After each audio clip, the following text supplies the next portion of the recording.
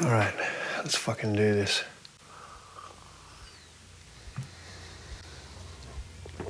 Oh dear. Where do I even fucking start? All right, let's see how we go. I've tried to wrap my head around this part of my life for the better part of 15 years now. It's been so tough, so much happened. I still don't really know where to start. For me, it's a personal story that with time I can look at with a different lens. So I want to approach it that way. I think that's the easiest way. Because sure, the story starts with a band, but what it truly became was a group of fresh out of high school kids trying to find their way in a world when they really didn't know anything about it or themselves, I guess. Fuck, that sounds ridiculous, but it's true. Look, our families lived in a small farming town just outside of Canberra, which is the capital of Australia. We didn't go to the same schools, we didn't come from the same friend groups, we all hung out and had our own interests, and somehow we managed to find each other, start a band, and have the best fucking young adulthood ever. Fuck, that sounds even more ridiculous, but it's true. Hear me out. Camera, please, or don't forget the camera. Stay for it. Tell them the story. Hey, tell them the story. Making me go to D. What?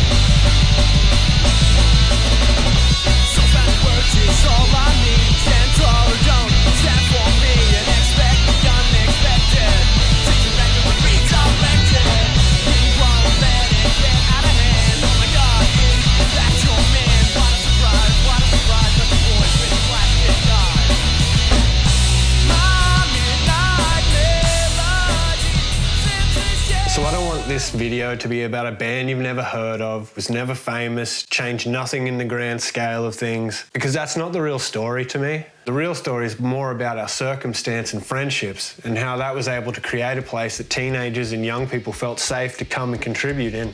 In 2004, if you grew up in a small farming village like we did that had like 2,000 people in it, there wasn't a whole lot to do.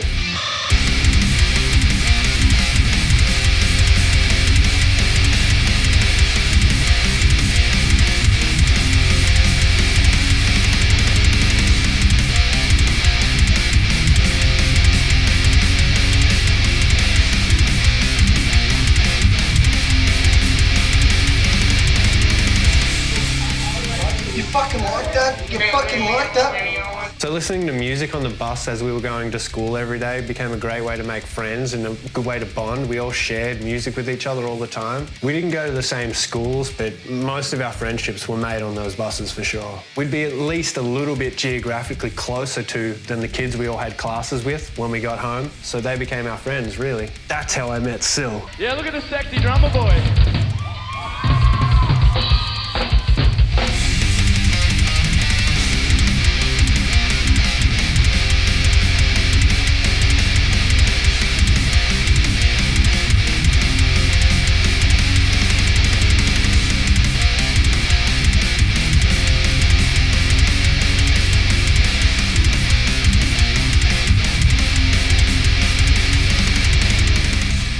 Fast friends and best buds forever.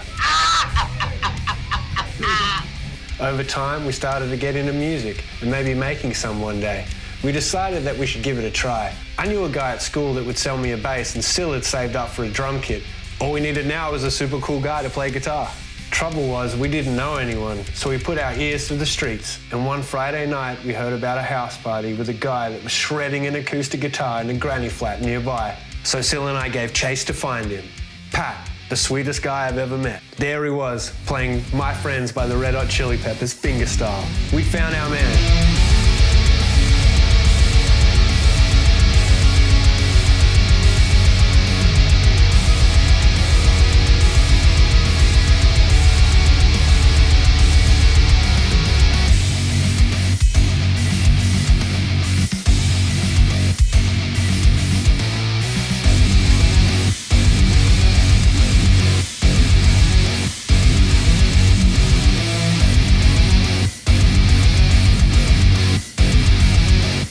From then on, we started hanging out all the time, bought amps and microphones, converted a barn stall for horses in Sill's backyard. We did an incredible soundproofing job with fruit containers that we dumpster dived from at the Canberra markets to put on the walls. And then there was the glorious carpet in the original jam room that we picked up on the side of the road that gave very a cat has been here vibes. But we loved it. To us, it was the raddest thing ever.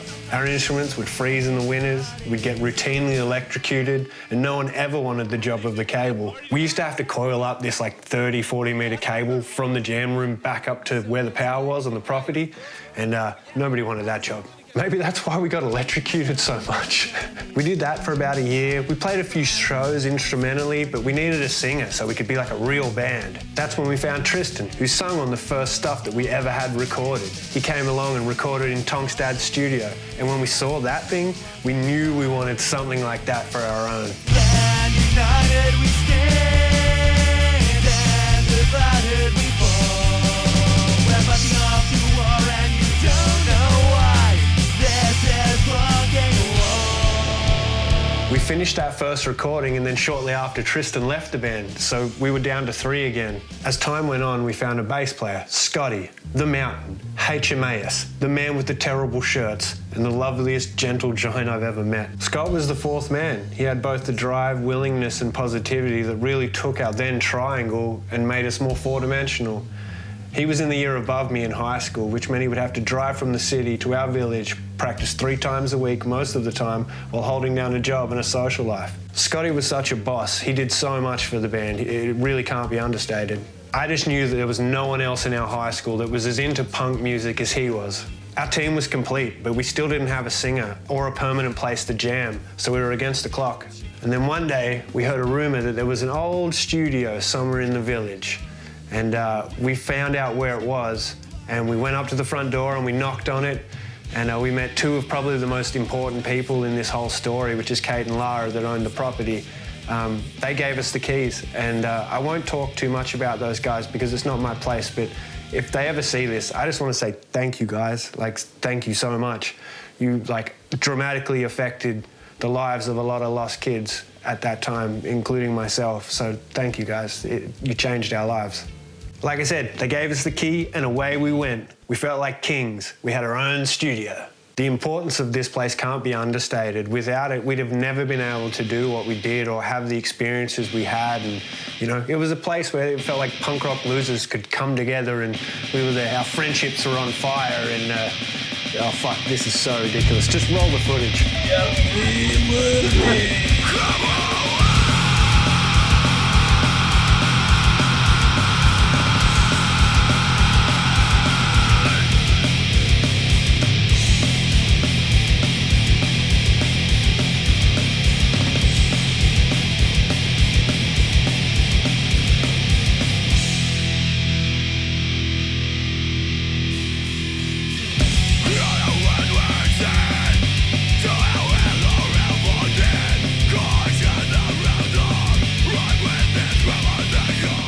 Things get a little bit sideways timeline-wise at this point, but at some point between 2006 and 2007, Scotty decides to retrofit the studio back to a fully functioning studio, and we were all about it. We soundproof properly, we run patches and a core line through the control and master rooms. Everything is set, it's ready to go, and we go.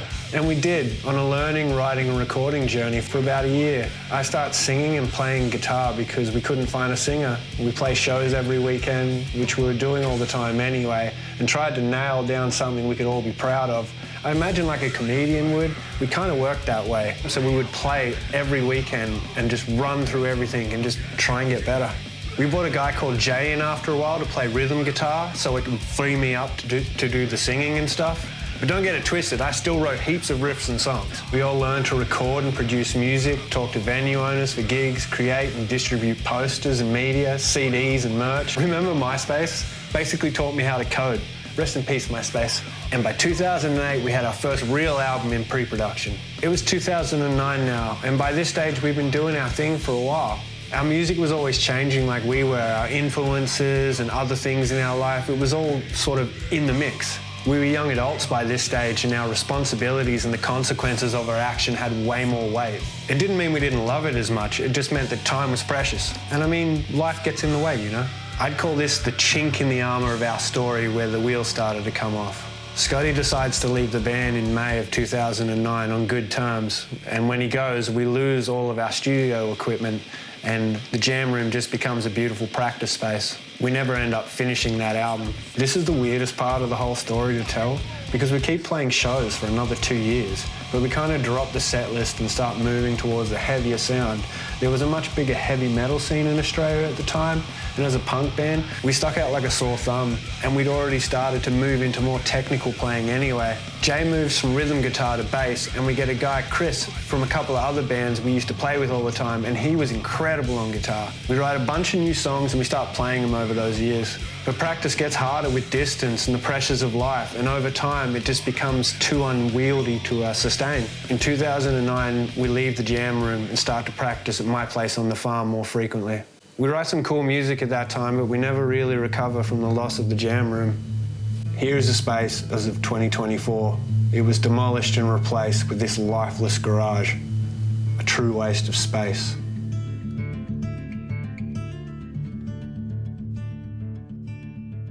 We practice on the farm and play live until August of 2011 when we play our last show. I think it's pretty special to have a thing like this. It's like trying to explain the TARDIS or the fucking magic wardrobe from Narnia to someone. It's almost impossible. A beautiful moment where everyone had a cool place to hang out and talk about whatever, make music and art. It was really awesome. There's so many important friends and family to thank for all of this, that we're all a part of it, and if I sat here and tried to do it, it would take forever, but goddamn, thank you guys. Thank you so much. You all know who you are. I don't need to say it, but I love you all. Thank you guys. Wasn't it a ride? Holy cow, we had some fun, huh? We should do it again. Although if we did, I would certainly die from alcohol poisoning. Liver's not so strong these days, or the bowel for that matter. Anyway, that was my story about friendship, haircuts, growing up, heavy metal, and a bunch of other stuff. What a time. G.L.E for life. I love you all. Thanks for watching. Peace.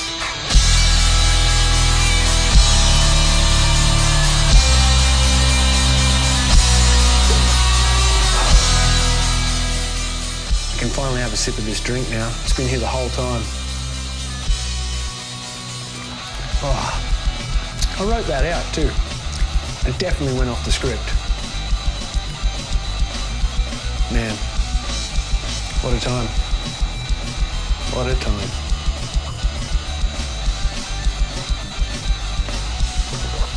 Anyway, see you guys.